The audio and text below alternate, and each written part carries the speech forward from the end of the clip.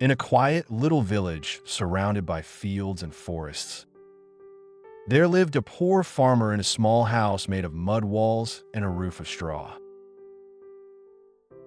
The farmer worked hard every day, planting seeds, digging the earth, and caring for his crops from sunrise to sunset, hoping each season would be better than the last. One day, his old plow broke, and he had no money to fix it. With a heavy heart, he decided to borrow money from a rich old man who lived in the largest house in the village. The old man had sharp, calculating eyes, a long gray beard that reached his chest, and always carried a heavy bag full of coins tied to his belt. Though he appeared kind at first, the old man was known to be greedy. He often tricked poor villagers and took their land when they couldn't repay him. The farmer bowed respectfully and asked to borrow money, promising he would repay it after harvest. The old man narrowed his eyes and said, "I will give you the money, but you must return it before the next full moon, or else." The farmer agreed, took the money, and returned home, hoping the rains would come and bring life to his fields. Days turned into weeks, but the sky remained dry. The sun burned the earth, and the farmer's crops withered and died. When the time came to repay the debt, the farmer had nothing but dust in his fields and sorrow in his heart. One hot afternoon, the old man arrived at the farmer's house, his face red with anger, shouting, "Where's my money?" Just then, the farmer's daughter passed by, balancing a clay pot of water on her head, her footsteps graceful and steady. She was young and beautiful, with kind, intelligent eyes, long black hair tied in a braid, and wore a simple blue dress that flowed with the wind. The old man stopped shouting. A wicked smile crept across his face as a greedy idea formed in his mind.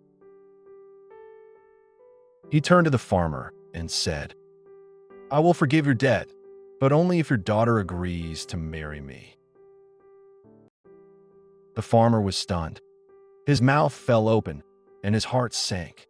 "She is too young, and you are much too old," he protested. The old man smirked. "I will be fair. Let's make a game to decide. That way it's chance, not force." He pulled out a black bag and continued, "I will put one black stone and one white stone inside this bag. If your daughter picks the black stone, she will marry me, and I'll forgive your debt. If she picks the white stone, she can stay unmarried, and I'll still forgive the debt. But if she refuses to play," he added coldly, "you'll be taken to jail for not paying." Inside the house, the daughter listened carefully through the open window. Her hands clenched, but she stayed calm. She was clever and brave, and she knew the old man would cheat if he could. That night, she stayed awake, thinking of a way to beat him at his own game. The next morning, the sun rose brightly over the village. The farmer, his daughter, and the old man met at the edge of the field. They stood on a narrow path lined with small stones, and some villagers began to gather, curious about what was happening. The old man bent down and picked up 2 stones from the path, pretending to be fair. But the girls saw his trick. He picked 2 black stones and quickly dropped them into the bag. She said nothing. Her face remained calm, though her heart beat fast.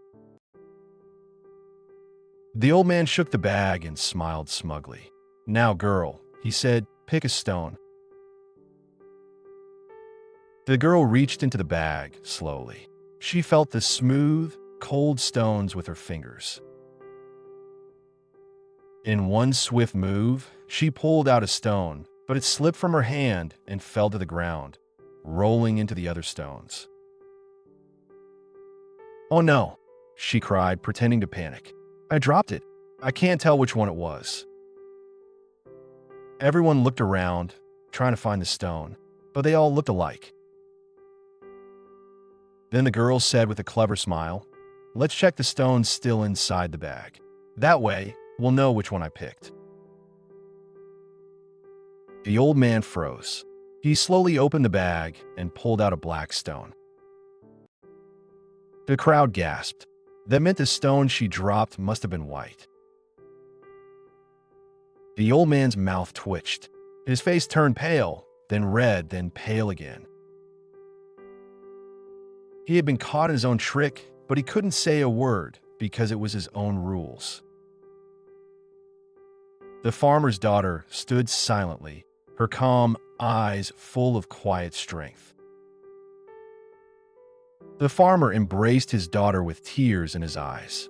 "You saved us," he whispered. The old man nodded stiffly, forced to keep his word. The debt was forgiven. The girl did not have to marry the old man. The villagers clapped and cheered. Everyone began to whisper about how clever and brave the girl was. The old man turned and walked away, his money bag swinging empty at his side, shame on his face. That night, the whole village buzzed with the tale of the clever girl who tricked the greedy man.